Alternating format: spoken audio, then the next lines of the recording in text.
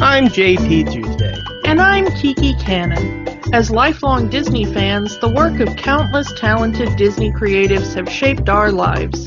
Now, as the Disney catalog expands, we're taking a journey through film and television to discover if that spark that shaped us as children lives on in adulthood.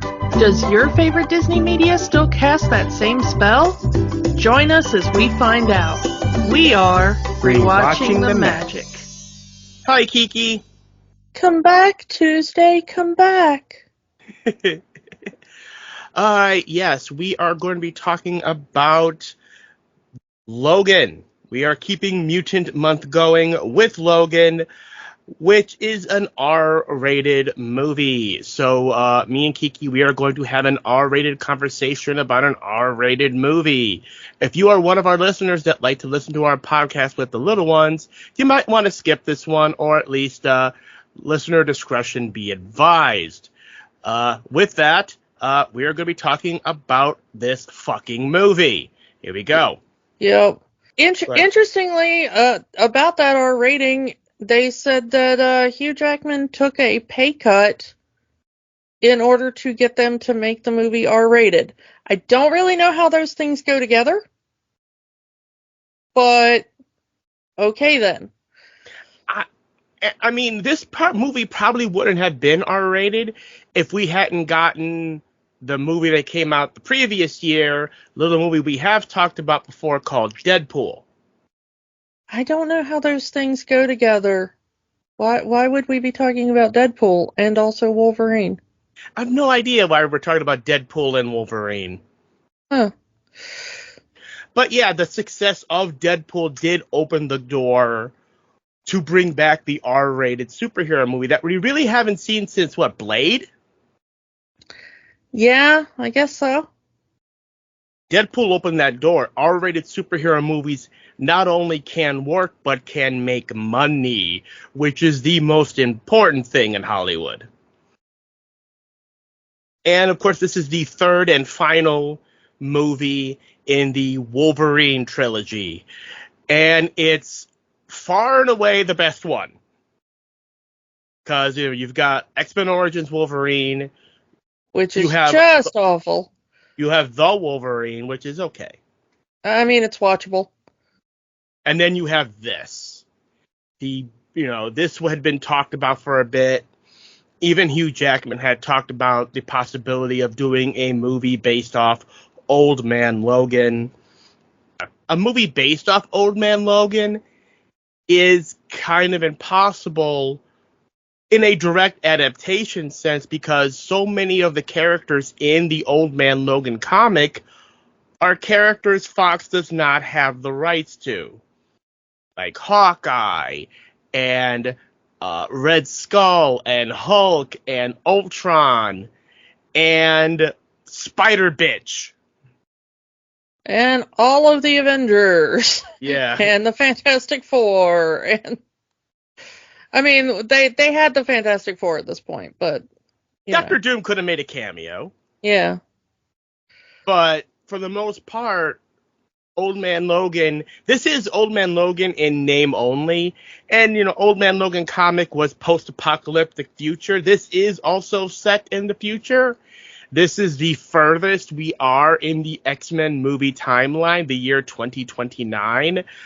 But it's not post-apocalyptic. The far, far future of 2029. I mean, the last X-Men movie we talked about what took place in 2023 with Sentinels. Yeah, I know.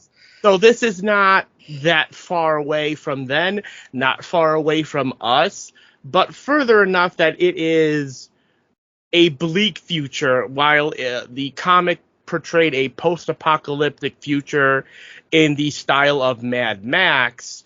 This is more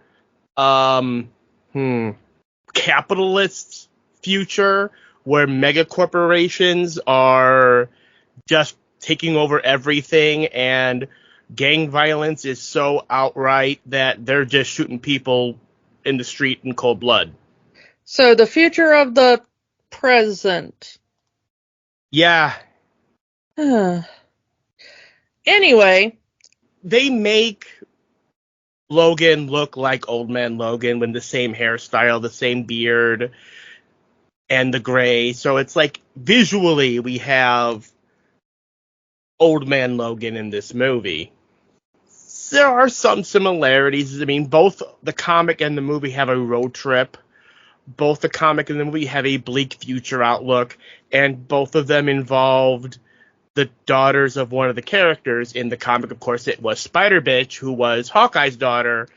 In this one, we are introduced to X-23, Wolverine's clone / daughter. Which I think is a bit better way to do it. Yeah. I think it's more pathos. Mm-hmm. I mean, this really focusing it more on Wolverine and his. Focusing on Wolverine and his family. That, as far as the movies are concerned, he never had. Now, years of having this love triangle between himself, Jean, and Scott. To now you have an 11-year-old daughter. And also a father in Xavier. Yeah. I love that scene where he just says, this is my daughter Laura, this is my father Chuck. And you can tell that is his true feeling in his heart. He sees Charles, even though technically speaking he might be older than Charles, he still sees Charles as a father figure to him. Yeah. To go back, we have Daphne Keane as Laura / X-23, one of her first film roles. Still part of this, because she's with Disney. She's on The Acolyte now. And no spoilers for The Acolyte, but I feel that she has been horribly underutilized. As has basically everybody in The Acolyte. But that is for a different day. That's a different podcast episode in the far future. Yeah.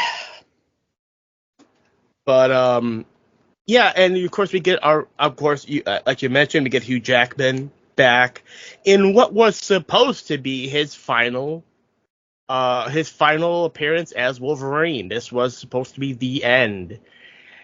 And now he's coming back. Yeah, this got him a Guinness World Record, and it may be, I don't know, one of the most pointless Guinness World Records, even though basically all Guinness World Records are pointless.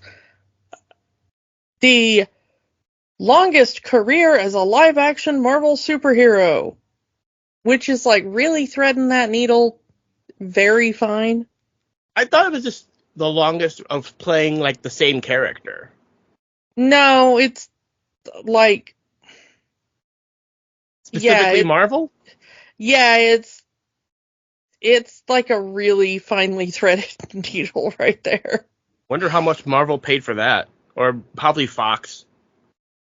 Yeah, I mean, for those who don't know, you pay for Guinness World Records, and they are almost always paid by corporations or countries or dictators or whatever to be like, hey, look at us. And I say that as someone who, as far as I still know, is part of a Guinness World Record. Yeah, I mean, great use of funds, Fox. That will not bite you in the ass a few years from now. Oh, wait, you're owned by Disney. Well, yeah, but as far as, like, stuff they would have paid for to promote this movie, that's like, I don't know, like $200,000 or whatever it is, chump change for, whatever they paid to promote this movie. Wouldn't the same record go to our other returning cast member, Patrick Stewart, as Professor Xavier? Nope, because he was not in all of the Wolverine films. Mm. And he was not in, like, Hugh Jackman appeared in, the cameo in not Days of Future, but in First Class. And Patrick Stewart was not in that. Things like that. I mean, he also, Hugh Jackman also did a cameo appearance in Apocalypse. Yeah.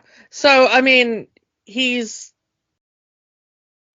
was his 9th movie that he appeared in as Wolverine. If you count all the, here's a cameo and here's a single scene and here's I filmed the flashback and whatever. Mm-hmm. And Patrick Stewart did not do all that. Because except for like the scene of like him and Sabretooth as children in Wolverine Origins, mm-hmm. he's like the only person to have played Wolverine up to that point. There are rumors about Deadpool and Wolverine, but the movie hasn't come out yet as we're recording this, so we don't actually know. But as of the time they filmed Logan, he was the only person to play Wolverine except for that little kid. Mm-hmm. So, depending if you call Laura Wolverine or not. They never do in the film series, so she doesn't count now. From when this movie did come out, and from your perspective, how did you come across this at the time, going into this movie with the big buzz that this was going to be Hugh Jackman's final Wolverine movie? We've kind of mentioned this before, but when I first saw this movie, one, I didn't see it in theaters. I saw it first when I bought it on DVD, sight unseen. I was just like, well, I kind of own most of the other ones, and it was on sale in a store, and I was like, okay. So I bought it, and I went home and I watched it, and I was very underwhelmed. Like I said, there has not been a Fox X-Men movie that I have actually liked. I know everybody's like, oh, this one is a genius movie and blah, blah, blah. And I still don't like this one. I mean, some are better than others and more watchable than others, but it's like, oh, they tried to do like X-Men, but it's a Western. And I'm like, hey, you want to know what one of my least favorite genres of movie is? Yeah. So it's like, hey, do you want to watch a superhero film, but it's a Western? And I'm like, no, I'd rather watch a superhero film that's a superhero film. Yeah, I think they kind of hit it too much on the head with that scene from Shane in the middle of the movie. I mean, the original Star Trek is kind of as much Western as I want to, I mean, even the original Star Wars. Well, the original Star Wars is more samurai movie. I mean, the Westerns took from the samurai movies, Mm-hmm. And then Star Wars took from the samurai movies and mixed that with fantasy and sci-fi and came up with a different thing, So when you do like Mandalorian going back to more Western tropes, mm-hmm. It's like, oh, the mysterious stranger walks into the, frontier town or whatever and all, but even that is like,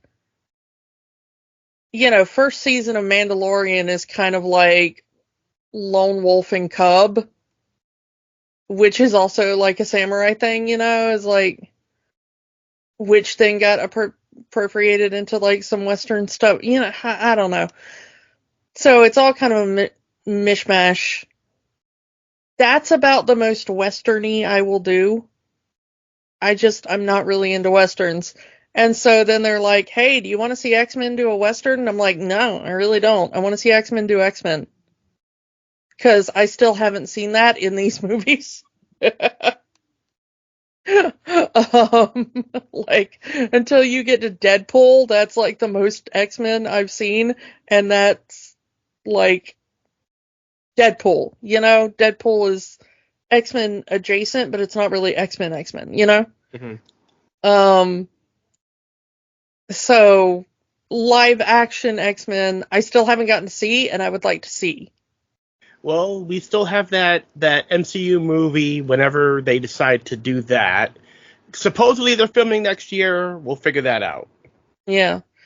And I mean, I'm hoping that's going to come out because it took me like 18 years to see a holistically good Spider-Man movie.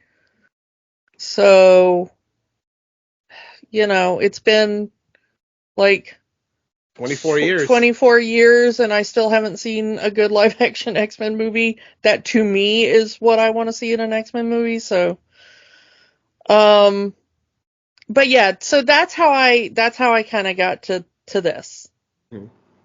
I watched it and I was like, well, it wasn't as bad as Wolverine Origins, and it wasn't as bad as the Wolverine. You know, it was better than both of those. If you're talking about the Wolverine trilogy, it is the best of those.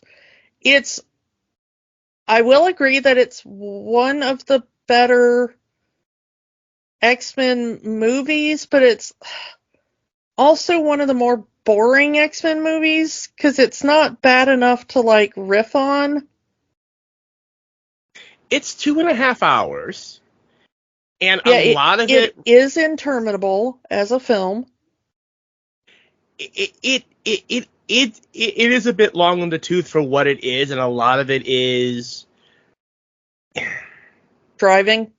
Yeah. This is a road trip movie, and a lot of the road trip parts really don't really slow the movie down. There are three main characters, and through most of the movie, one of the three does not speak.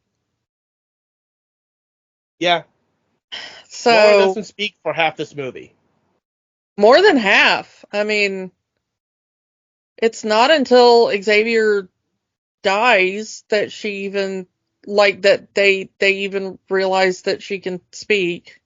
Or Logan realizes she can speak. Maybe she spoke to Xavier when Logan wasn't there, you know. We also get the introduction of the introduction and death of the character Caliban. It is a character from the X-Men movies, kind of tied to Apocalypse in a way. So you have that connection. But Caliban being a mutant that can detect other mutants, so he kind of becomes the new Cerebro for this movie. And he is also criminally underused in this movie. His whole thing is Alfred, but an albino from Batman. If you take Alfred from Batman, give him that sass that everyone loves from Alfred, and that's it. Like none of the, you know, Batman has a no kill rule. I don't have such a rule. Kind of badassitude, but you get the snarky comebacks that most people associate with Alfred. Here's the one thing that, okay, there's so much in this movie that I'm like, you know, I'm pretty good at metaphor. I'm pretty good at, you know, Mm-hmm. but there's so much in this movie that I'm like, could you have at least dropped like one little line about the, you know? Why is Caliban also a vampire? He's an albino. He can't be in the sun. Okay, I've known albinos before. They can be in the sun. Like, have the people who made this movie ever met like a person with albinism? Like, I don't think so. they don't walk out into the sun and immediately burst into flames. That's not a thing. Like, maybe they need to slap on a little bit higher SPF when they go outside of the sun. But, like, that's not a thing. I admit I know nothing about the character of Caliban outside of this movie. He is one of those I don't know everything there is to know about Marvel Comics. He is a blind spot for me because I've never really seen this character outside of this movie. If he was like in one of the cartoons or something, I might know more, or in one of the video games. But I don't know. Maybe it's something tied to his comic self. I don't know. I know he was a Morlock because he can't he doesn't look human enough in the comics to fit in with normal human society. Like most of the Morlocks. But he wasn't a featured player. Yeah. And I know that he was one of the horsemen of the apocalypse, but they don't really do anything with him in this movie other than die. That's his whole thing. He is the sassy butler for Charles, or sassy caretaker, more like it, for Charles, and he can detect mutants, and he apparently used to work for the bad guys.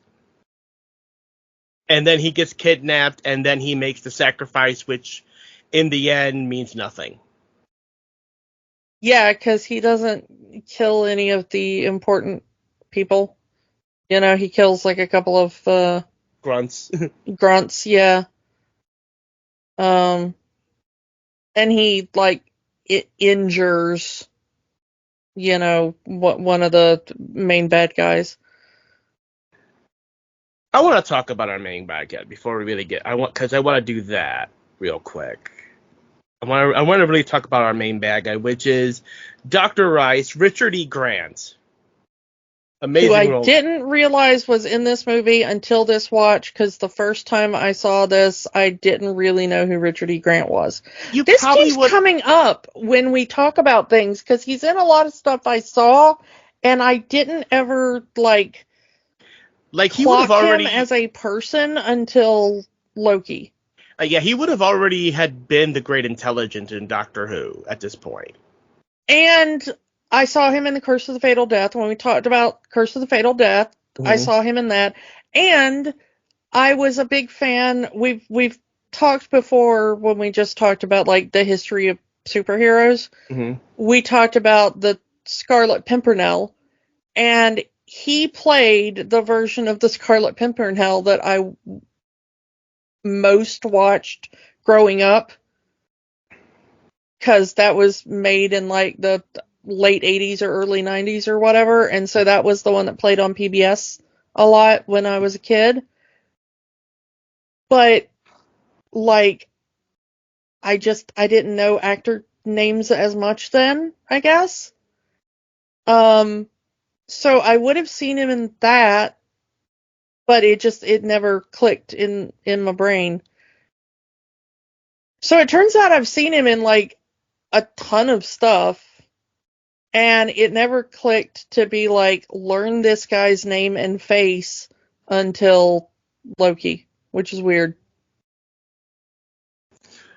So I want to talk about Dr. Rice because throughout the movie, and we were texting each other as we were both watching the movie, because we both had questions, because it's been a while since either one of us had saw the movie.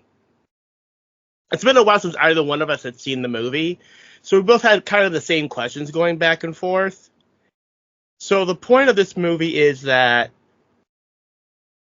there have been no new mutants born in 25 years.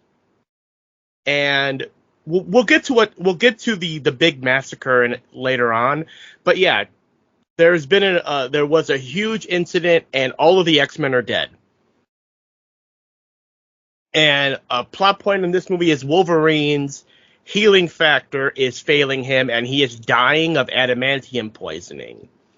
And it's not until like almost the very end of the movie that we finally get an explanation, is that Dr. Rice, through his corporate backers, have been putting anti-mutant cures in everyday products, and that's how the mutant gene was eliminated.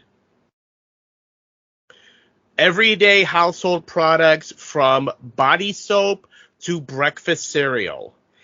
Every product that the average user would use in their house in a day has some sort of anti-mutant chemical that would suppress. I think they call it a virus. Yeah. I think it's some kind of viral strain that attacks the X gene.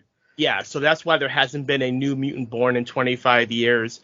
That's why Logan's own mutant abilities are failing him. And one could even say Charles, but that's a different method. That's a different story entirely. The idea was to not eliminate mutants, but control them. And then Dr. Rice leads the X-23 program to create new mutants to be soldiers. Yeah, which was the point of the Weapon X program to begin with, was to create a mindless killing soldier. Apparently, like, he is supposed to be the son of one of the people that Wolverine killed in his escape from Alkali Lake in Wolverine Origins. Or, like, okay, I don't even know if this is the same universe. Old Man Logan, the comic this is based off of, was specifically set in an alternate universe timeline. It was not the main Marvel universe. So they set up a completely different timeline of how Wolverine got to be the way he was. Okay? The problem with Logan is that it came out after all the reboot stuff we talked about with Days of Future Past, and they were trying to, First Class was supposed to be a reboot of the X-Men timeline. And then they were like, no, let's merge the timelines together and put the First Class timeline and the original 99 X-Men timeline together and retcon the later movies and resurrect characters who had died and yada blah and new timeline. Okay? And then Logan comes out and we don't exactly know, is this the same timeline as that, like, happy, hopeful timeline that we see in the, like, Apocalypse came out between the two, and supposedly Apocalypse was supposed to connect into this, but then the director of Logan was like, no, screw that, I'm not introducing Mr. Sinister, I'm not dealing with all that crap. So we can assume that whatever happened in Apocalypse is not tied into this. But is this a different universe than whatever is the happy, shiny universe at the end of Days of Future Past that we just covered? I think it is. I think that this is the aftermath of that. Yes, we had our shiny, happy future. Okay, because and then this is everybody only died. This is only 4 years after, and they're saying no new mutants have been born in 25 years. That cannot be the same universe, because that means that none of those young students in the school that we see in 2023, you see what I'm saying? Or 6 years later. Yeah. Because this is 2029. Mm-hmm. There are students in the school. I mean, hell, even like Rogue and Bobby and Kitty and stuff are probably all under 25 when we see them in 2023. Mm-hmm. This movie cannot be in the same universe. And even if you put that, even if you can find a way to make that happen, you take the shiny, happy, everyone's alive future of Days of Future Past, and then everybody died. In this within 6 years. Horrible accident 1 year prior. And they do say that the event that killed the X-Men was about a year before the events of this movie.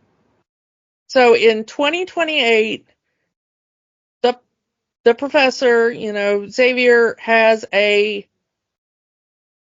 some sort of seizure caused by some sort of question mark brain disease that he has come down with from being old, I guess. It's probably Alzheimer's, because he does kind of go into some rants. Well, they say ALS, they say Parkinson's, they say, but they never come down with a specific.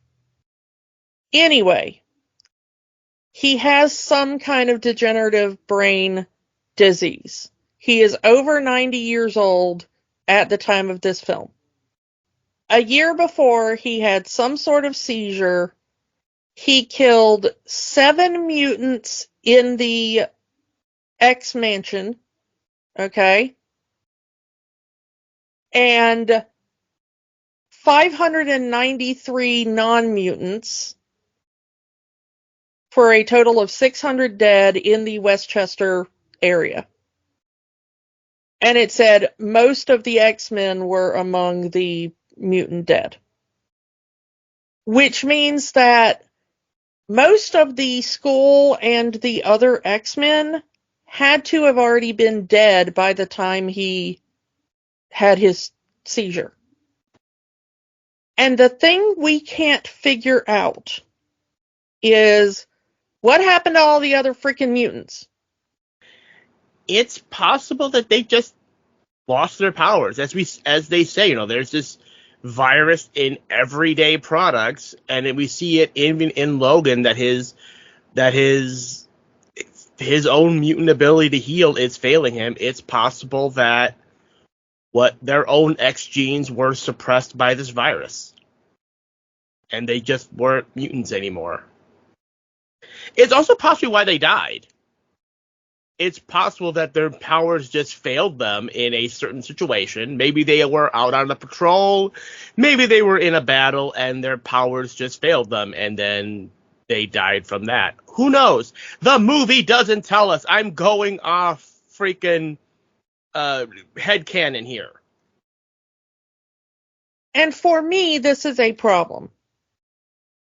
I don't know if this is a problem for you, but this is the thing that kind of annoys me about the movie. If this were a standalone movie, if this were something like, a movie that I absolutely love, like District 9. I don't know if you've seen that movie. I have. Okay, District 9, great movie. As of this recording, a standalone movie. Okay? There's a lot of stuff about why the aliens are there and what's going on with the aliens and stuff that they never fully explain in that movie. And I'm okay with that because it's kind of just a standalone movie and you don't really need to know it to understand what's going on. The problem is, this is not just a standalone movie where all you need to know is once there were mutants, and now there are no longer mutants. Like, you can kind of do that in a standalone movie where you just need to be like, once there was magic in the world, and now there is no longer magic until one day. You know? Because it doesn't really matter. However, if you do like a new installment in a long-running series about magic, and then all of a sudden you just write a book or a comic or a movie that's like, yeah, remember how everything in this series was about magic? Yeah, there's no magic in this world anymore. Your fans are going to have questions. And that's how I feel about Logan. To me, this is the somehow Palpatine returned of the X-Men films. I've talked about this before when we talked about Days of Future Past. The continuity between the X-Men movies is mud. And it's been that way since X2. And, people want to argue with me on it, but it's true. They have often ignored plot points, changed plot points, changed actors, changed a lot. That there really is no connecting tissue between movies. It is as if Fox themselves are treating each and every individual X-Men movie as its own island. And to me, that is the best way to enjoy the X-Men movies, is if you view each movie as their own individual island in their own bubble. And I know that in the world we live in of MCU, it's all connected. That's hard to watch. That's hard to get over. But really, that is the best way to enjoy the Fox X-Men movies as a whole. Take each movie in a bubble, because that's how they're written, that's how they're produced. Clearly, this movie had enough to connect it to other movies, so because again, similar actors, some events are similar, but it's not meant to be an it's all connected universe, despite the fact that at the end Fox was really, really trying, because they wanted some of that MCU money. Because they saw because when the MCU started, everyone was laughing in their face. No one's going to want a connected universe. They want individual movies with individual stories, even between sequels, and Marvel was like, no, we're going to have an interconnected universe with all of these characters coming together, stories connecting, and that's how they've done it so far. Okay, I'm going to disagree slightly with you on this. Mm-hmm. This is not the same thing as the MCU. That's what I said it's not. Hold on. Go ahead. Hear me out. Okay. Back in the day of older pre-MCU comic book movies, okay? Mm-hmm. If I went and saw a Superman movie, and then 2 years later I went and saw a Batman movie, I had absolutely no expectation that those things would have anything to do with each other, despite them both being owned by DC Comics. Two different characters doing their own things. Yes, there are crossovers in comics, but even in comics, I didn't expect Superman's storyline and Batman's storyline to really have anything to do with each other. Unless they were doing a crossover event. Okay? I mean, yes, sometimes big events or big plot points you could expect to be the same. If Lex Luthor shows up in Superman and then he shows up in Batman, I'm going to expect him to have the same basic background story. He's going to be a very rich man. He's going to be bald. He's going to be, okay. There's going to be certain things about Lex Luthor, right? Because he's the same character in the same basic universe. But I'm not going to really expect that when I pick up Superman next week, he's going to be like, hey, Superman, I talked to Batman last week, and if you didn't read that comic, you're going to be lost. And when I went to a movie theater, and if I'd just seen Superman, and now I see Batman, pre-MCU or anything, I would have never had the expectation that it would have been like, hey, remember the Superman movie you just watched a year ago? Now we're going to talk about it in the Batman movie. And nobody did, okay?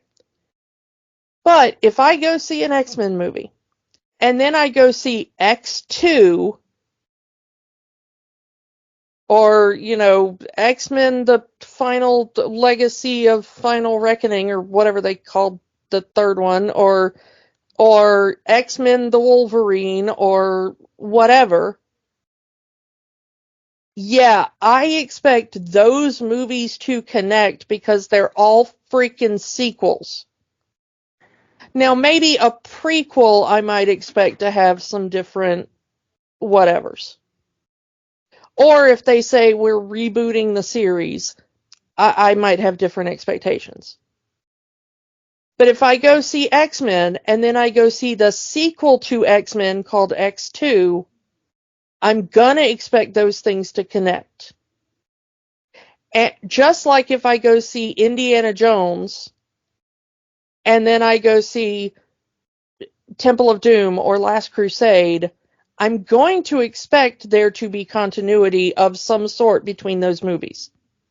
Mm-hmm. But I'm not going to expect Indiana Jones and Star Wars to have continuity just because, Harrison Ford's in both. And that, to me, is the difference. The X-Men movies are not the MCU. You're not talking about randomly different characters doing their own adventures that are now crossing over. You're talking about the exact same characters that are supposed to be living the exact same lives. And that's what always annoyed me about, you can't think of it like the MCU. They're their own little movies. It's like, no, these are supposed to be the same characters, and these are supposed to be sequels to each other. At least get the major things right. But even then, if you talk about the Batman movies, you're talking there's even stuff from between Batman and Batman Returns that don't really cross over. And especially when you get to the Burton movies, to the Schumacher movies, that's a whole different conversation, but that's supposed to be the same universe. These are supposed to be the same characters, even though they're played by different actors. And that's what I'm saying here, is that if that's kind of how these X-Men movies are, and for better or for worse, whether that is your thing or not, all of these X-Men movies are in a bubble. That's kind of, they will share actors, they might even share some plot points, but it's just you know who these characters are. Here's them in a story. Yeah, there has been a lot of and I'm gonna use the dreaded word here, everybody, cover your ears. There has been a lot of discourse on the internet about everybody needs to shut up about continuity. Just shut up and enjoy things. But you know what? That kind of is how I enjoy things. So maybe everybody else needs to shut up. And I get that. I think there's a difference between being super duper nitpicky and having a general sense of continuity. Speaking of delight. But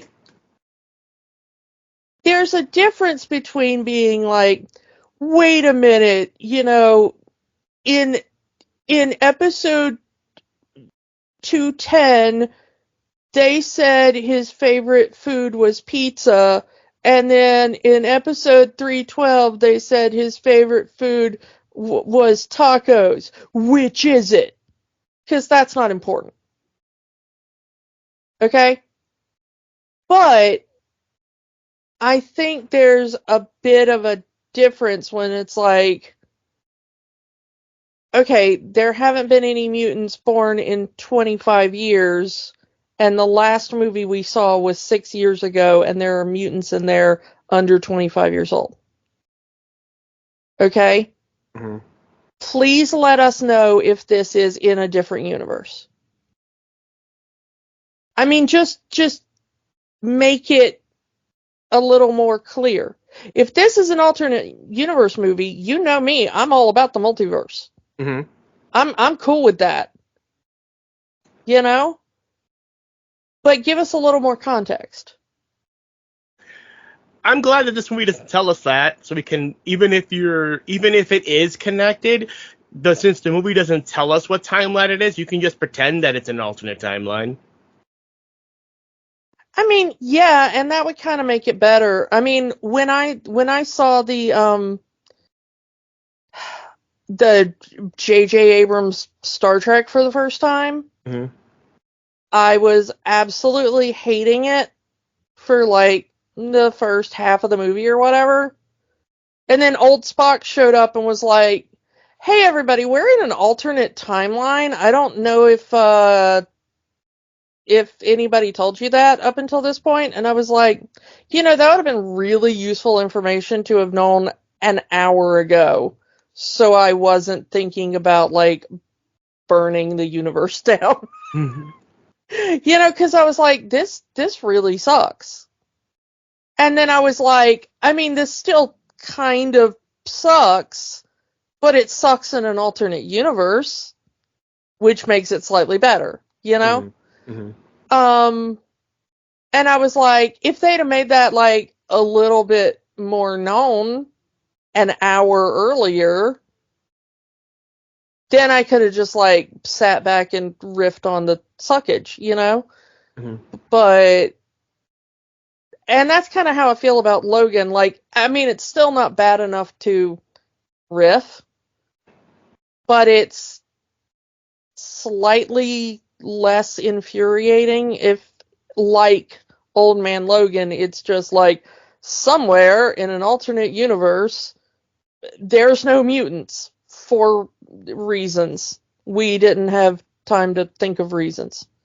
We're going to tell you at the end of the third act. Well, that only explains why no mutants are being born. That doesn't explain why no mutants. One day a magic user wearing red said no more mutants, and there we are. Yeah, exactly. I mean, your headcanon about, like, maybe they all got sick due to the virus or whatever is fine, but it's still a headcanon. It's still I think that a if theory. That one line, no new mutants have been born in 25 years, was not there, you could squeeze this into the happy future of Days of Future Past. Yeah, I mean, there's still the question mark of why no, although you could replace that line with, I created a virus that started making mutants sick and dying. True, yeah.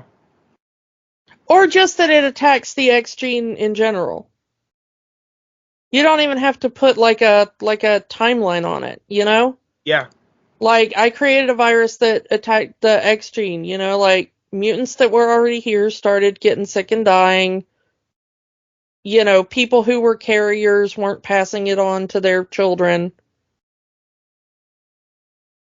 Yeah. Like that works, and you can sort of fill in the blanks. But with them putting such a strict timeline on it, it doesn't really fit in with the other films.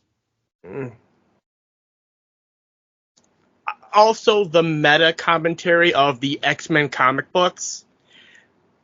Now, I get this. Marvel Comics exists in the Marvel Universe. You know, in Marvel Comics themselves, they have Marvel Comics, Stan Lee and Jack Kirby making Fantastic Four comics and all comic books based off all of the superheroes. It is very weird that in a world that hates and despises mutants, that they decided to make comic books celebrating the X-Men. Yeah, I always found that kind of weird. If it was just a one-off thing, fine. But this is a plot point. Now, the comic book that they specifically use for the plot point is created just for this movie. As they're trying to find, that's the point of this road trip, they're trying to find a place called Eden, some safe space for mutants north of the Canadian border. And once Logan realizes this is from a comic book, oh, this is bullshit. This is a fantasy. This is some writer made it up, and now this kid believes it, and we're on a wild goose chase for a place that may not even exist. I don't know if it needed to be an X-Men comic for that to work. It could have been any comic. Did not need to specifically, especially since the comic that they are using for said plot point was created for this movie. Yeah. Or not even a comic book. It could be in a movie. It could be in a cartoon or something. It would be funny to see the X-Men cartoon in... It would be funny to see something like Pride of the X-Men in this, and then have Hugh Jackman be like, why am I Australian? Like... Doesn't even sound like me. Yeah. And he can do just a little one line in his natural voice. Yeah. But, that would be hilarious. Yeah. But it would not have fit the tone this movie was going for. But yeah, and I mean, it would have been nice to have like a joke in this movie. A breather. Yeah, it would have been nice. What do we get is Logan and Charles and Laura for half an hour staying with these farmers. Okay, this is the one thing about the movie I actually liked. And I hate to say this because this was the one thing about the movie that shocked me, because you want to talk about like actors you didn't expect to see showing up in movies. Mm-hmm. Okay, Eric LaSalle and Elise Neal show up in this movie, and I'm like, huh? Because I had seen neither of them in anything in ages. Okay, so I used to watch ER like religiously when it came on, and Eric LaSalle was on that. But the one that really shocked me was Elise Neal. Because she was on my favorite TV show ever. Although she was on the third season of it, which was the worst season of it. But she was in Sequest. And I was like, hello, person I haven't seen in like 20 years in anything. So yeah, I just, her showing up in this was a gut punch to me, because I'm like, well, I haven't seen you in ages. Hello. And then she immediately ended up dying, and I was like, yeah, that kind of tracks. That whole family is just slaughtered. Well, the thing is that they don't actually say it outright, but if you read between the lines, they have been growing the stuff that has the virus in it. They don't know it, but they have. Mm. It's the only thing that makes any sense. And I think that this may have been intended to be like a more outright plot point, and then maybe something got edited. But there's that point where Eric LaSalle is taking Wolverine through the cornfield to go get the water fixed. And he said, we grow corn to make the corn syrup. And it's in everything. It's in all those drinks that everybody drinks now. And you're like, why does this sound so weirdly sinister? Yeah, Mr. Sinister. But like, why does this sound so like foreboding? Yeah, you really expect it to be like boom, boom, boom in the background, But they never really follow up on that. Like I said, all we get is that line from Rex at the end where he says, "We put the virus in everyday materials. Everybody." But I mean, as far as the corn, yeah, like there's this whole bit about like, yeah, we're growing corn and it's in everything, and suddenly people are drinking all this stuff that they didn't used to drink, and it's mm-hmm. And you get this feeling of like, this is supposed to be important, and it's supposed to be like, it's supposed to make you feel some kind of way. Mm-hmm. And then we never come back to it. It feels like it's supposed to connect to something. Mm-hmm. And I think that's what it's supposed to connect to, and they just never clicked A to B. So you think like a scene got cut or something? Yeah, or maybe never filmed, or a line got dubbed over? Yeah, something.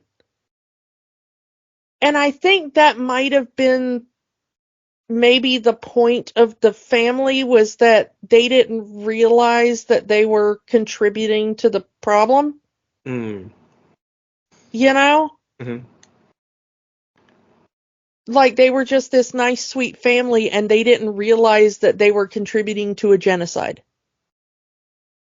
Mm.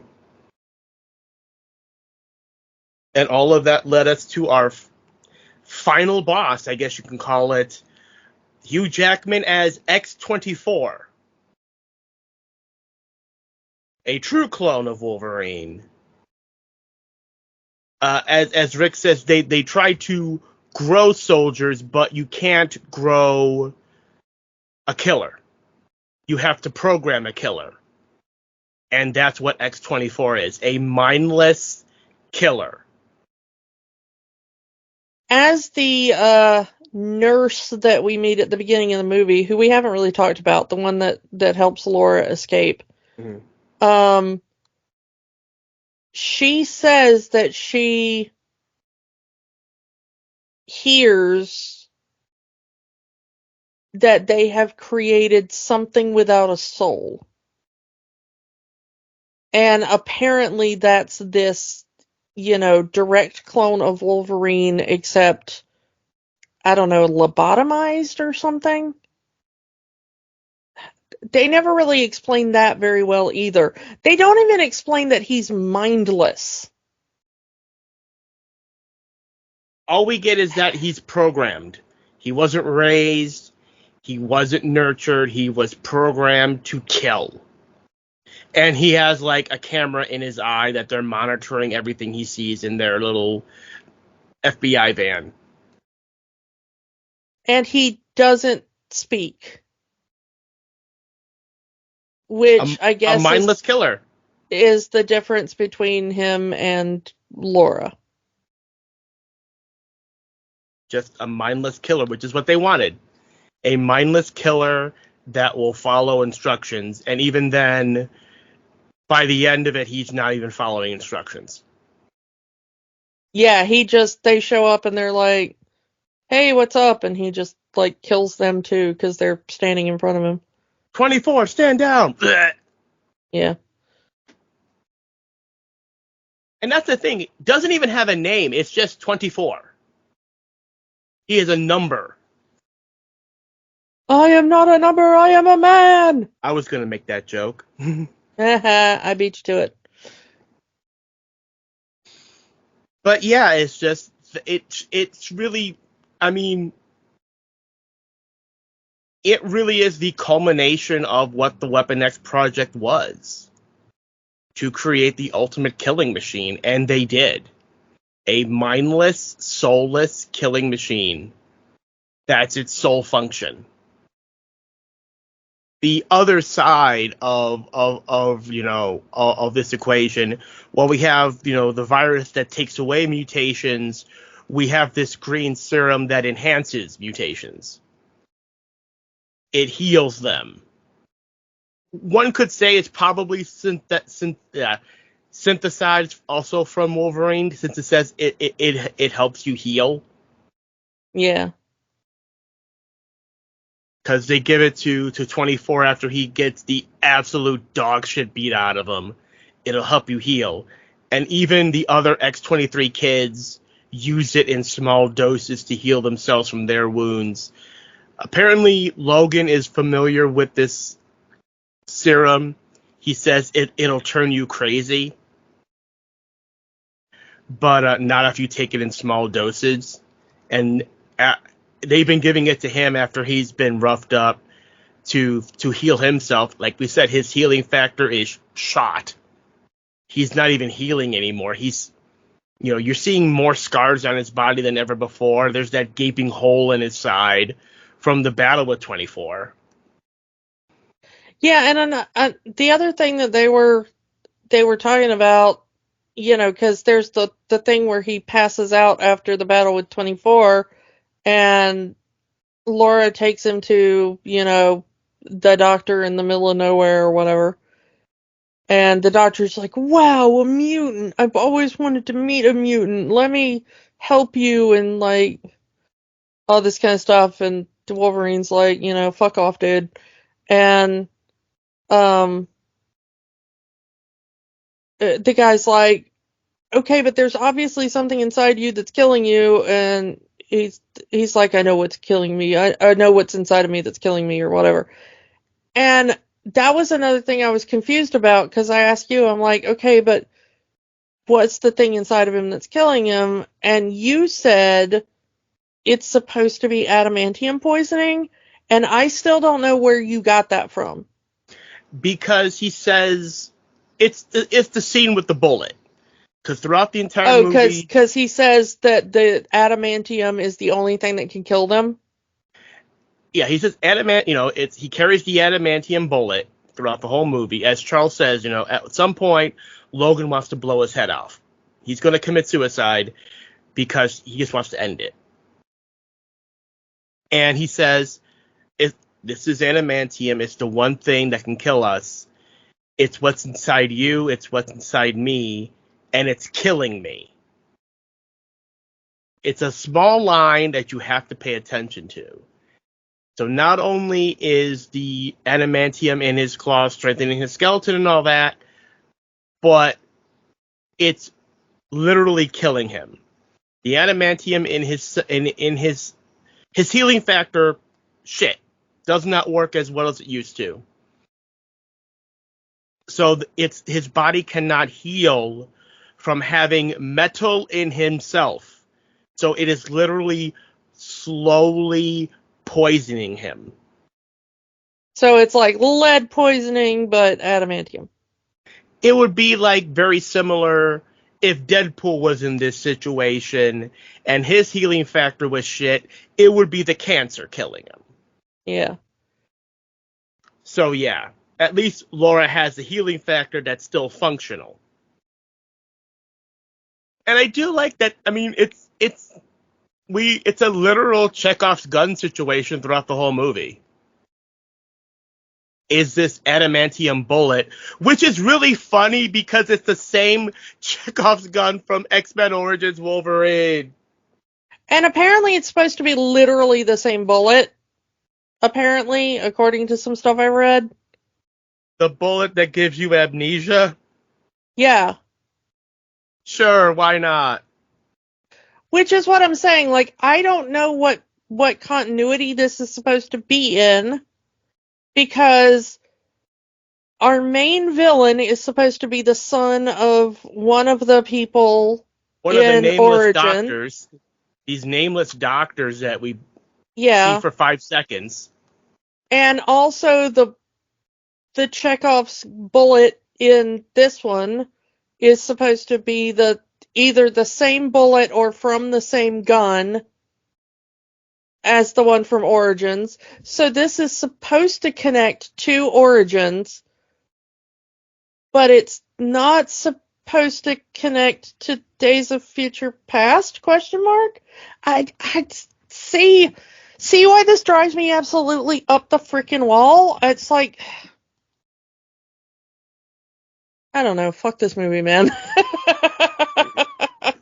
Joanna, Gideon, Rebecca, Delilah, and Richter. That's yeah. That's. But you know what I think is kind of cool about those characters when we meet them? Mm-hmm. We don't exactly know where they've gotten the other DNA from. We just know that this dude has mutant DNA, and it makes sense where he would get Wolverine's DNA if he's the son of the dude from the project and the whatever, maybe it's a family heirloom. But we don't know where he's getting all this other DNA from. How many times have the X-Men bled everywhere? So you can pick your pick. Yeah, who knows? But we do know that he's got, like, X-Men DNA, because we do see various kids using powers that we can attribute to various X-Men. We do see, like, Iceman's powers. We see what appear to be Pyro's powers at one point. That you can, if you look close enough at certain kids and what they're doing, you can tell, like, oh, that's whose DNA they must have been, made from. Which I do kind of like as Easter eggs. Mm-hmm. Professor X deserved a more honorable and dignified death, but somehow his death makes sense in the movie. Yeah, I told you as we were texting back and forth, like, the second that he was like, this is the best day of my life, I was like, when I first saw it, I was like, oh yeah, that fucker's dead. Like, but, like, it starts as it's a very heartwarming scene because you think you're seeing Logan coming into the room, and Charles is just having this great discussion, or beginning of a discussion with him. He believes he's talking to Logan, and then all of a sudden he gets stabbed, and it's 24. Yeah, but that discussion was like, like, oh, we talked to a very nice family. We had dinner. I had pie. This was the best day of my life. I don't deserve good days. I did such a horrible thing. And then I was like, oh yeah, he's like, the second he was like, like, I had pie today. That was a good day. I was like, oh, he's super dead. I don't know what's going on here, because, like, I didn't see the clone of Wolverine coming. Mm-hmm. But I was like, I don't know what's about to happen, but something's about to happen. Like, fight's gonna break out, whatever, like, he's about to have a seizure and his head's gonna go scanners or something, like, this dude's dead. This dude's super dead. And that seizure scene at the casino. Oh yeah, we gotta talk about that, because that was an excellent, like, I'm not even sure if you call that fight choreo, but that was like such an inventive scene. Because you see, yes, the Caesar, his power is so massive that it's causing earthquakes. And because he's using his mental powers, everyone is frozen in place, just like we've seen in the other movies.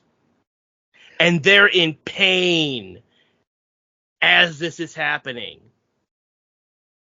The thing is I kind of wonder, like, what his power is doing to them, that I'm assuming it's the healing factor, because that's what Logan and Laura share. Mm-hmm. Are fighting through. Like, I wonder if, like, is he also giving the other people seizures and that's what's holding them in place? Like, he can't control them anymore. We know that he can control Logan if he wants. Mm-hmm. Like previously, like, we just know that's part of Xavier's power set. Mm-hmm. So we know that it's not necessarily like brain damage or anything that he's causing people originally when he's in control of his powers.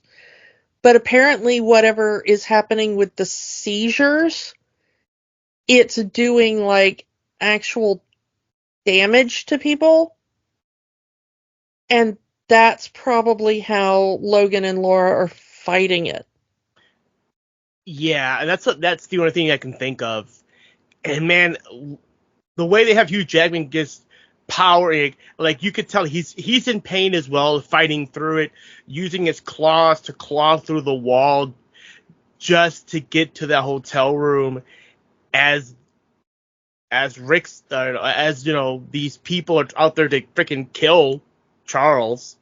Yeah, the Reavers have come to kill Charles, and he freaks out right as they get to the point where they have their guns to his head, and it triggers a seizure and freezes like everybody in a we don't know how wide radius.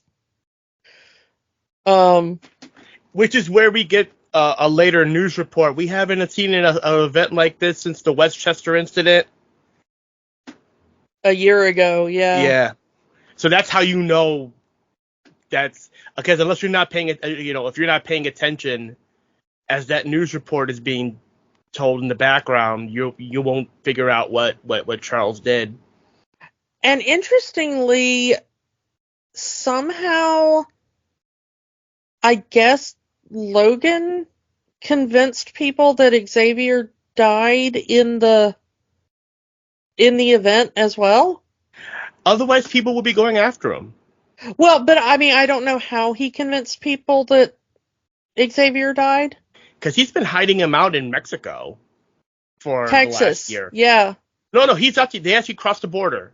So. Well, they crossed the border after, but I think that like silo or whatever is in Texas. The silo is in Mexico. He crosses the border to get to the silo.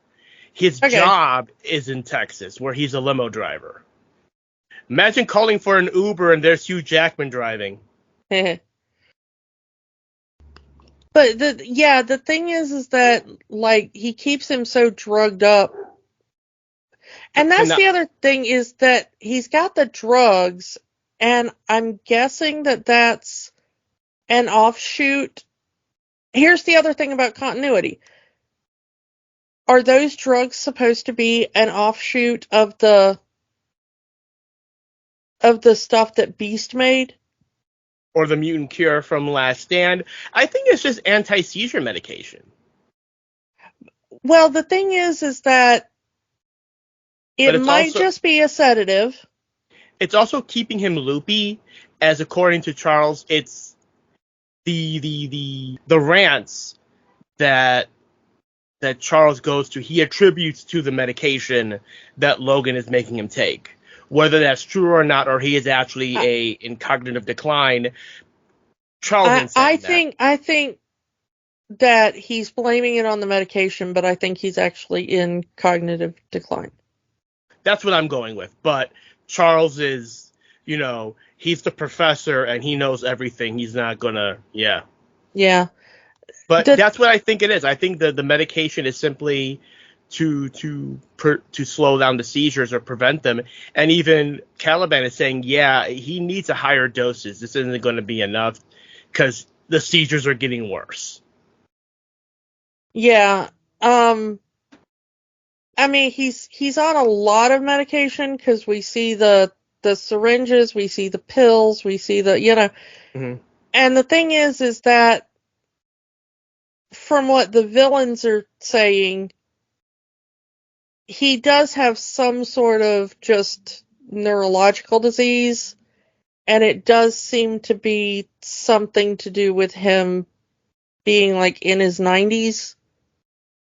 I mean, not to be ageist about it, but it does seem to be like he has a brain disease, and they're connecting it to his aging in the movie. And this is a telepath, so that's already dangerous. And it's causing, because he is a telepath, it is causing him to lose control of his, powers. Yeah. But the other thing might be that he is also losing control of his powers due to whatever this virus thing is that might be affecting mutants. We don't know. Because the movie doesn't get into that. But I don't think I'm not asking for much. I'm not asking for them to sit down and do a slideshow about the science behind this virus. I just want, 2 or 3 lines of dialogue. Is that too much to ask? I don't know. I mean, but it's definitely not suppressing his powers because he's been talking to Laura. Yeah. And the thing is that here's the thing is that they say he's been talking to Laura, and we assume that it's through telepathy. But then we find out that she can speak Spanish and English just fine. She just doesn't talk to Logan until the end of the movie. So there's no one else to talk to. Well, yeah, and Logan's been kind of a dick to her the whole time. Stop being an asshole, and maybe the child will talk to you. He's not taking this job of new father very well. Well, I mean, to be fair to him, and I'm not saying that it excuses him being an asshole to a child, but to be fair to Logan on some level, he is under a lot of stress. He is a year away from a horrific event that killed, his entire friend/family group. He is now I won't say the sole caretaker, but the primary caretaker for his aging parental figure, who is very sick. He's in bad health himself. He's in bad health himself. According to what Hugh Jackman said in interviews, and once again, they didn't frickin' explain in the movie,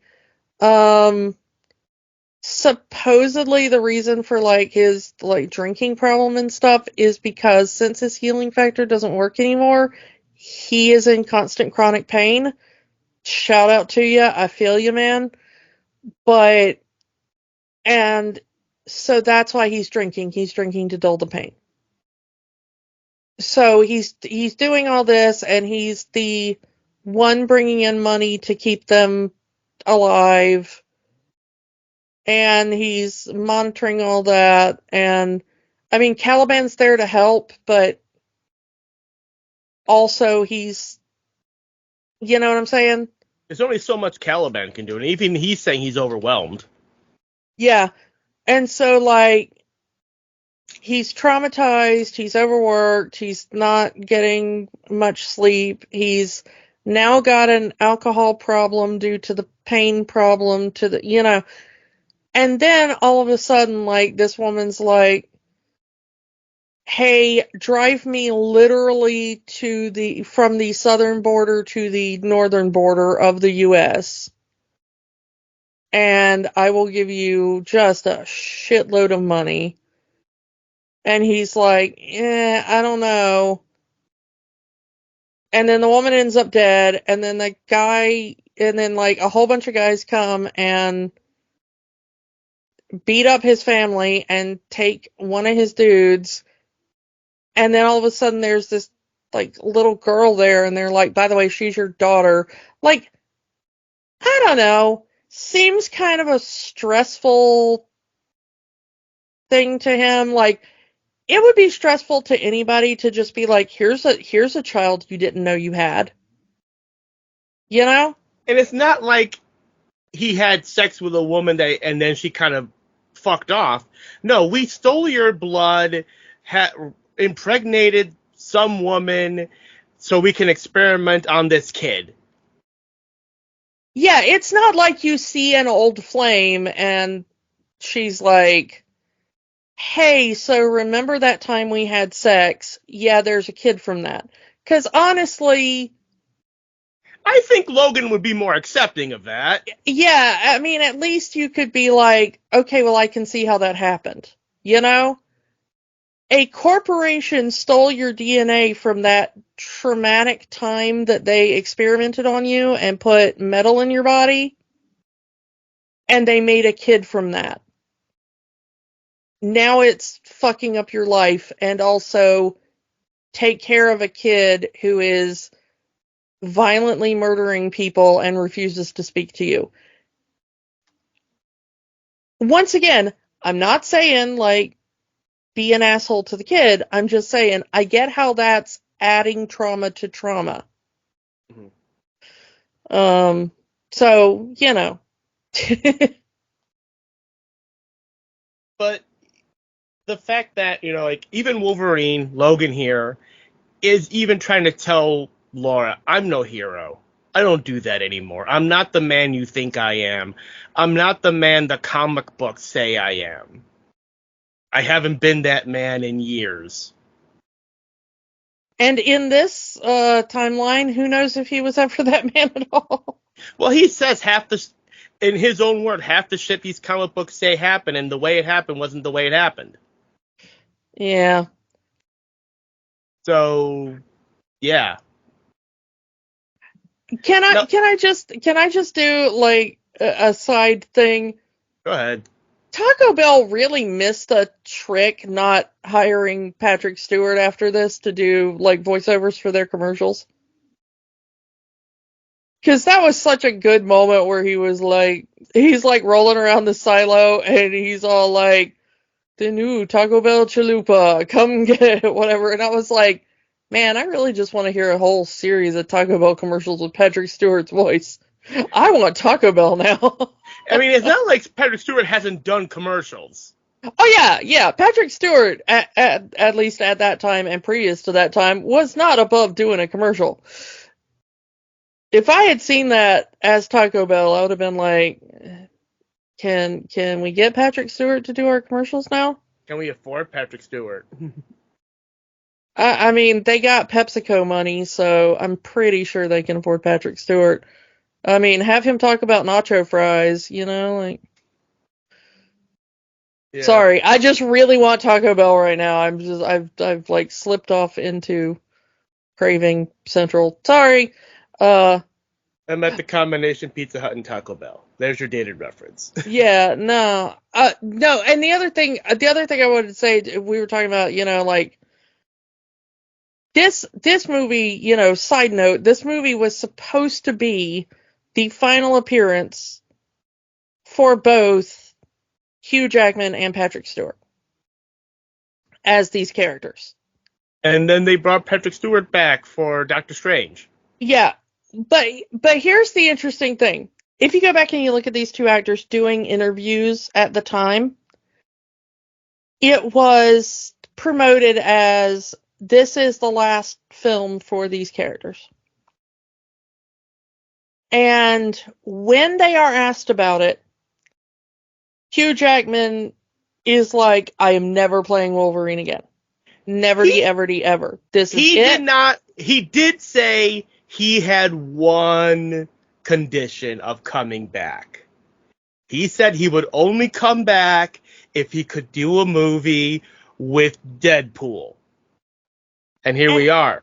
Well, yeah, but at the time he was like, but that's never going to happen, so that's, like, he was very firm in a, like, but that's in the universe where, I get to ride a unicorn dragon and shoot rainbows out of my ass. He also said it was a universe where he didn't have to work out. Because he wanted to be Fat Wolverine. Yeah, those were his words. He wanted to be Fat Wolverine. The thing is like, when he said that, it was like, well, I would come back if I got to do a movie with Deadpool and I was Fat Wolverine and the movie was about me sitting on a couch eating ice cream. It was very obviously a joke to him. It was thing that will never happen. Please shut up and stop asking me about this. I'm done.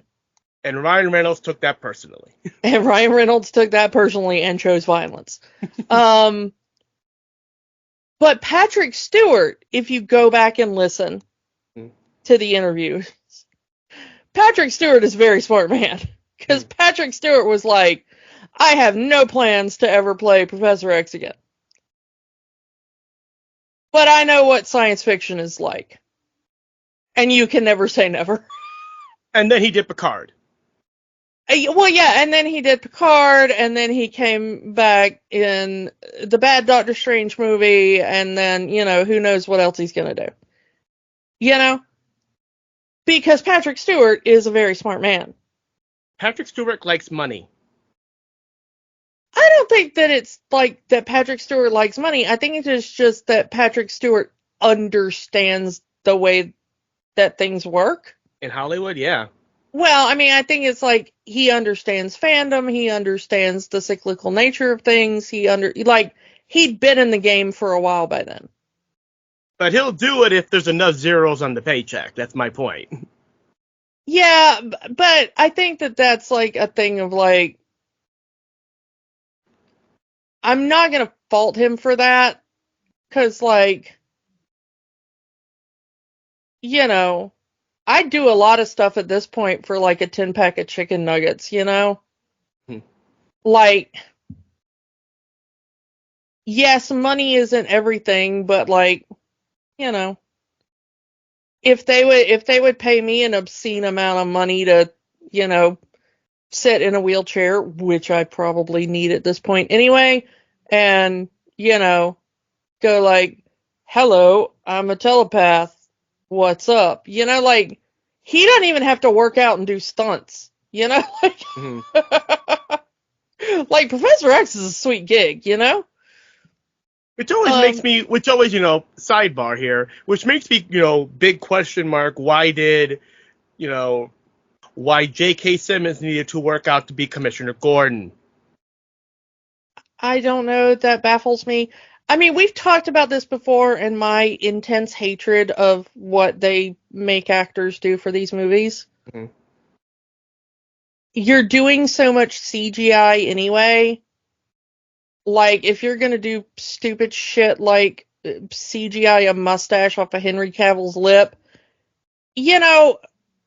put him in some, really good cosplayer, body mold costume and then enhance that shit with CGI.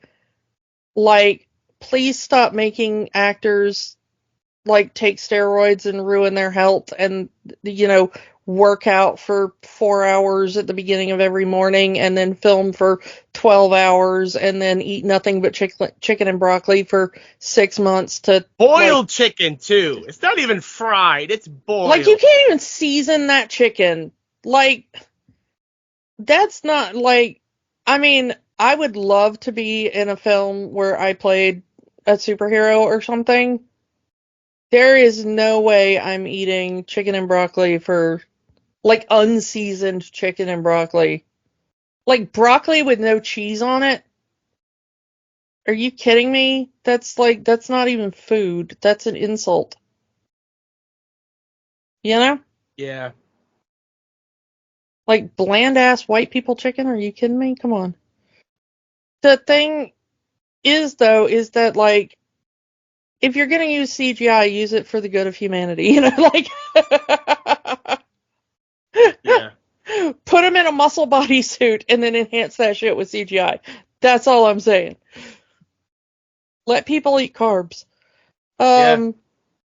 But yeah, I just like how like with it Patrick Stewart was at this time. Like Hugh Jackman was like, I'll only do it if the sky turns green, and Patrick Stewart was like, yeah, I'll probably end up playing this character again. They'll come up with something like, you know, they'll be reanimating my corpse and, you know, shoving that in a wheelchair and rolling it out for Professor X at some point, you know.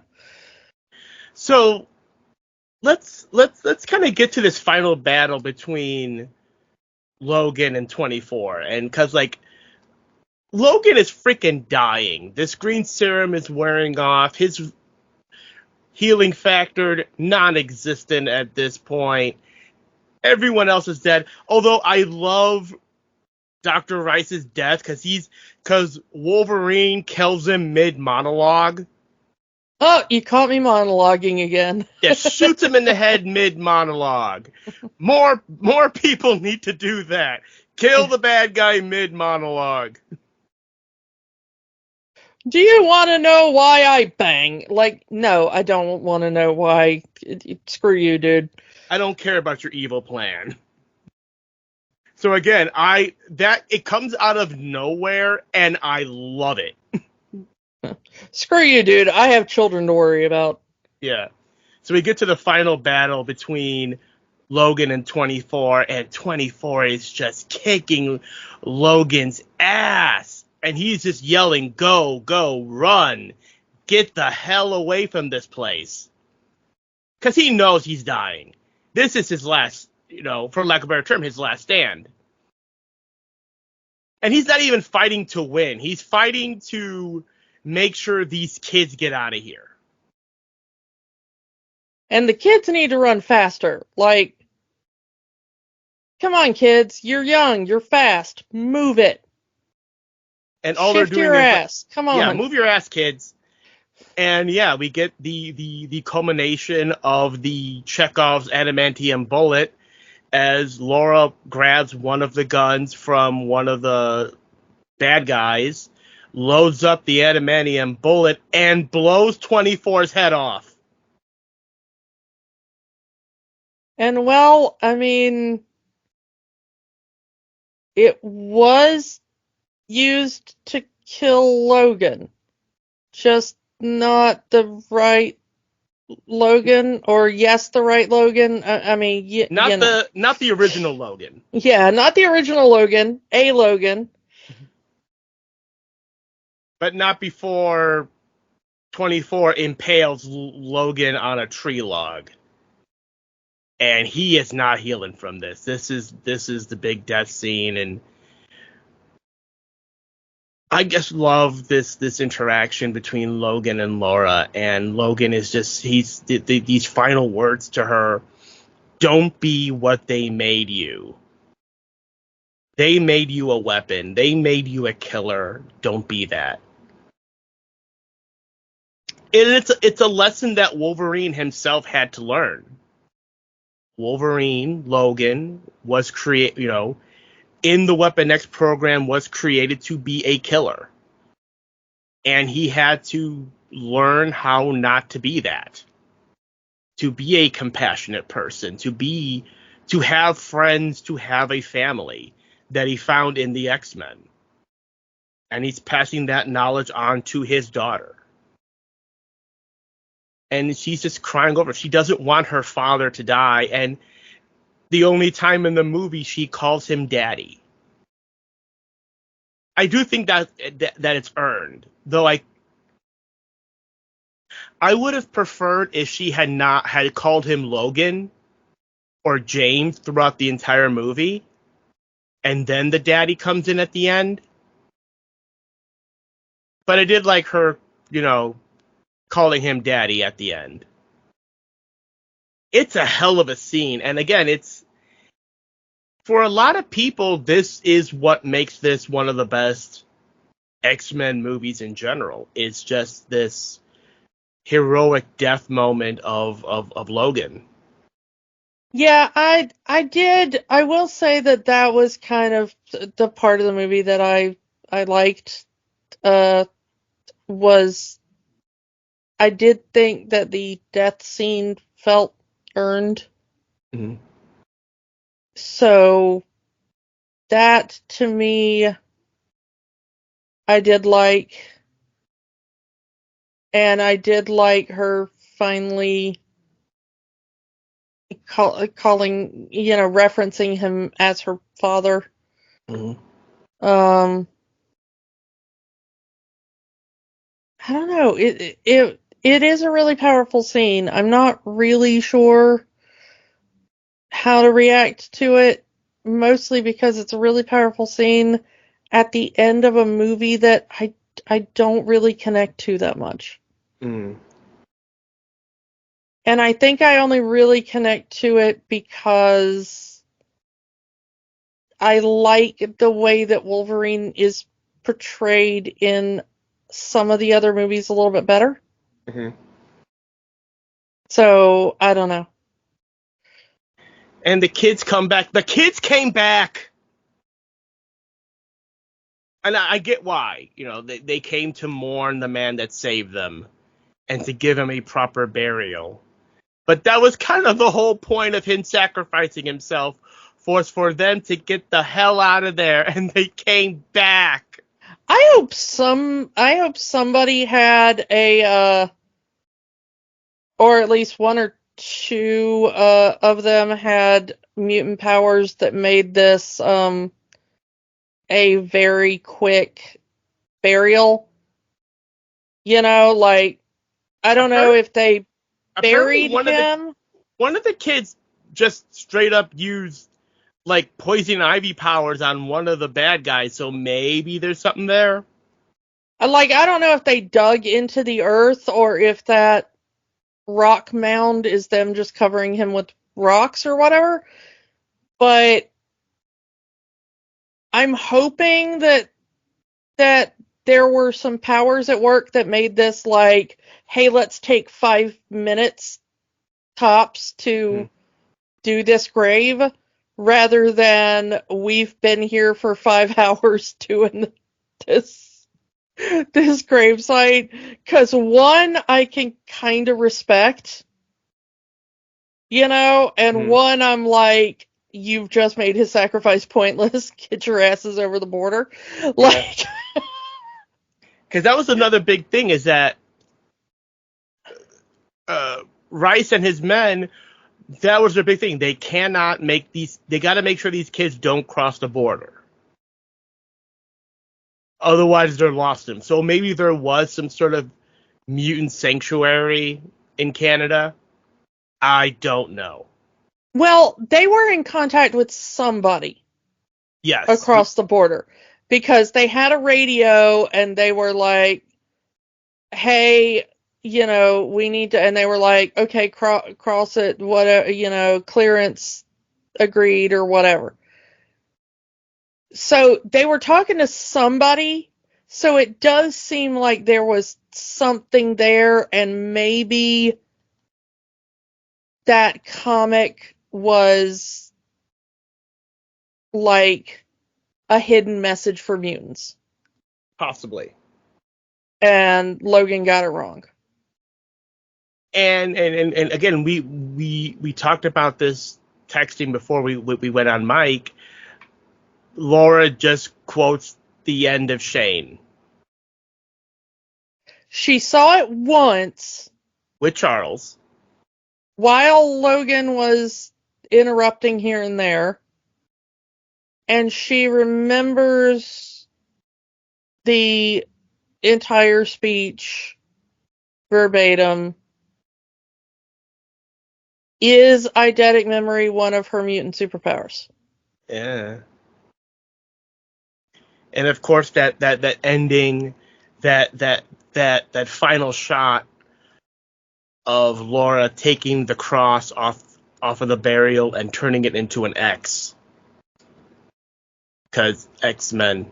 It's a great final visual, especially if this had stuck as Hugh Jackman's final performance as Wolverine. And if this was the end cap of the X-Men timeline, it's a hell of a visual of it. But that's not the end of the X-Men timeline. We'll get to that in a couple of weeks. Yeah. I mean, there would still be 3 more movies in the X-Men Fox timeline. One of them is Dark Phoenix. We're not going to do that one. So we'll talk about the other 2 later. But let's wrap this one up, and then we can talk about what we're doing next week. Yeah. So Kiki, Logan, does it have the magic? Not for me. I mean, I respect it if other people like it, but for me, personally, only my opinion, meh. Better than a lot of the other X-Men movies, still, no. I'm going to say yes. Like I said, it does get slowed down in the middle. It is the best of the Wolverine solo trilogy. It is one of the best of the Fox X-Men movies. And again, my personal preference is looking at all these movies in its own individual bubble. I know a lot of people can't, but for me, looking at this movie in a bubble as its own individual thing, I think it has the magic, and I think it is still the best of the Wolverine trilogy and one of the best of the Fox X-Men movies. We are just going to have to agree to disagree. I mean, it's fine. I'm okay disagreeing on this one. I have respect for people who like this movie. I can see why people would like this movie. This movie is just one of those things that is not for me, and that's okay. Not everything has to be for me. You hear me, whiny little internet brats? Not everything has to be for me. On that, as we said, there was plans. There, we mentioned Mr. Sinister. There was plans for all of that in future movies, but none of that happened. There was even plans for an X-23 movie with Daphne Keane, a solo X-23 movie with Daphne Keane reprising the role. Unfortunately, the Fox buyout happened. Disney buys 20th Century Fox. All of those movies never happened. I mean, as much as I like Daphne Keane, who is a good actor, and I would be okay seeing Daphne Keane maybe reprise that role in... She's in the age range to play how she is in the comics right now. So I mean, I'd be okay with them doing it more like it is in the comics. Because X-23 is very similar-ish in the comics. And they could just take her and let her play Laura Kinney. I think that's her last name. Yeah. Yeah, they could just let her play Laura Kinney as she appears in the comics. That's fine. I would even have her take the Wolverine mantle like she did in the comics. I'm okay with that. I don't really care. Mm-hmm. You know? I'd be okay with her coming back to play a version of X-23. Mm-hmm. She showed in Acolyte that man can she do a fight scene. Mm-hmm. Please give her the chance to do more of them if she would like to do that. According to her, she is not in Deadpool and Wolverine, which kind of makes me sad because I would have loved to see that. I mean, that could still be, Andrew Garfield's I Am Not the Werewolf. Yeah. We don't know until we see the film. I'm not trusting anybody on anything until then. The only person I'm kind of trusting on anything about Deadpool and Wolverine at the moment, and this does relate to Logan, is that Kevin Feige says that Deadpool and Wolverine is going to take place before, quote unquote, Logan, and therefore will not retcon the death of Logan in Logan. The trailer did reference the end of Logan. But that's all we get. We know that they go to the TVA. Yeah. So there is going to be wibbly-wobbly, timey-wimey things. So it is possible that they eventually just say, Logan happened in a different universe, and that universe is stable wherever it is, thanks to Loki, the god of stories, or whatever. So it's possible that they just, preserve that timeline somewhere. Or that Wolverine, as seen in Wolverine and Deadpool, could be like, that is my fate. I'm okay with that being my fate, but I changed some other surrounding circumstances and accept that as my fate. I don't know. Like I said, we know very little about that movie at time of recording. Yeah. And I am trusting almost nothing as far as people coming up with theories or spoilers or whatever. I will, at the moment, trust Feige in that he says they do not want to retcon the end of Logan or mess with that moment in Logan because they thought it was so impactful. So I think they may imbubble it in some way so that at least maybe in its own universe it will just continue to have happened. So as for next week, we are going to be talking about one of those final X-Men Fox movies in that universe, Deadpool 2. It's time to fight dirty, Kiki. And once again, just to go ahead and give you the heads up, we're talking Deadpool. It's going to be another R-rated one. Sorry, kids. We're going to have a lot of kid-friendly stuff after Mutant Month, but we are doing this. We are doing this for Deadpool and Wolverine. So you kind of know what you're getting into. Sorry. Apologize to the little ones for us. We are going to have nice animated movies and kid-friendly stuff come August. So yeah, come back next week for Deadpool 2 as we hit the home stretch as we head towards Deadpool and Wolverine. So come back next week for that, and we will talk to you all next time. Bye. Don't let the magic stop here. Join our conversations on Facebook, Instagram, and Threads at Rewatching the Magic. We are on the X formerly known as Twitter at Rewatch the Magic. And new episodes are available every week at rewatchingthemagic.podbean.com. Remember, the magic is for everyone. It only stops if you let it. Podcasts are fun. But there's work to be done. We encourage you to get involved. Here are some organizations we support. The American Civil Liberties Union fights for the constitutional rights of all Americans. Find them at aclu.org. The National Network of Abortion Funds helps people find access to safe abortion services. Their site is abortionfunds.org. The Trevor Project provides a 24/7 crisis helpline for LGBTQ youth and education services for schools on LGBTQ issues. They can be found at thetrevorproject.org. Or find a way to help in your area.